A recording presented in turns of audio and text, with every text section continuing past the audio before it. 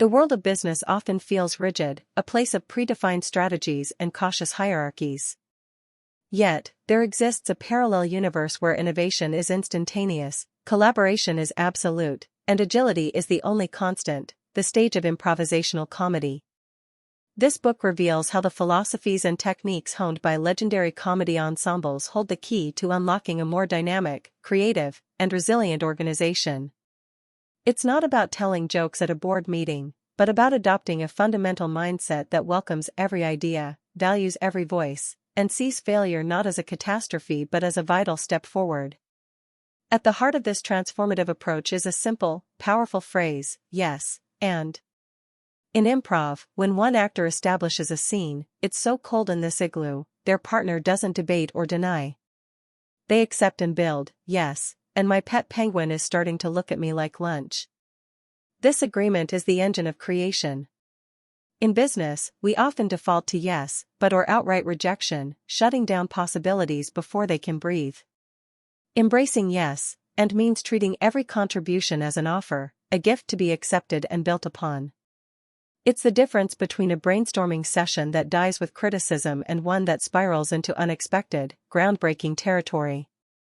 This mindset cultivates a generative environment where ideas connect and multiply, much like the collaborative model behind platforms like Wikipedia, where countless users add to a shared knowledge base. To truly harness this generative power, we must move beyond the concept of a team and instead build an ensemble. A team often implies competition, both internally for recognition and externally against rivals. An ensemble is a cohesive, non-hierarchical unit where the collective outcome is the only star. Here, roles are fluid. The best idea can come from anywhere: a junior designer, a client services representative, the person who makes the coffee. Legendary dance troupes like those of Alvin Ailey thrived by allowing every dancer to contribute to the choreography, creating something no single mind could conceive.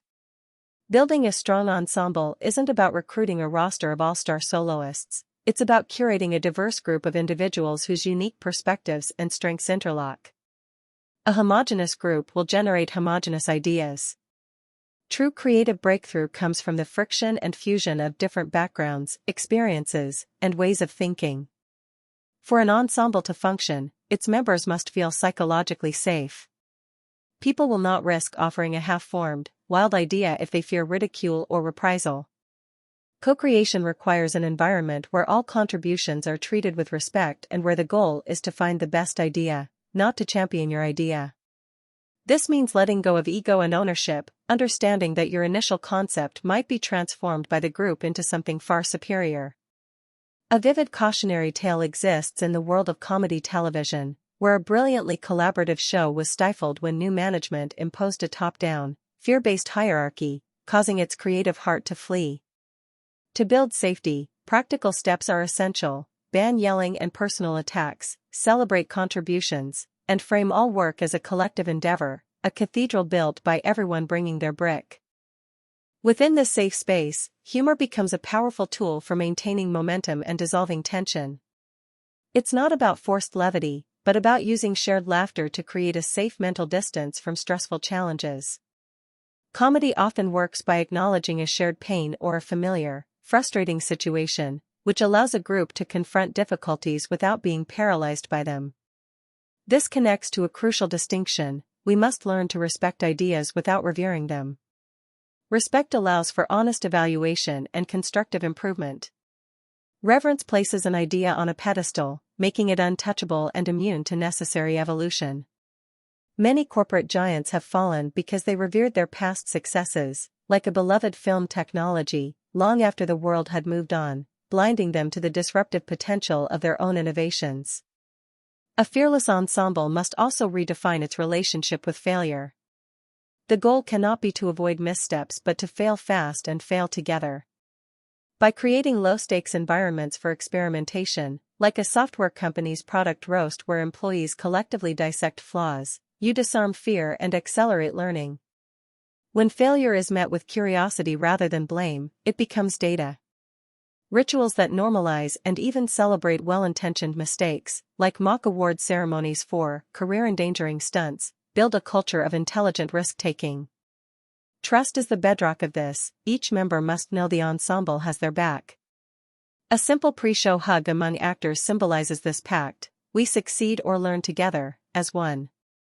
Finally, sustained creativity requires intentional structures. Leadership should rotate based on need, empowering different voices to guide the process. The most creative work often happens in the white space, the unstructured time free from meetings and directives where individuals can explore, make connections, and play.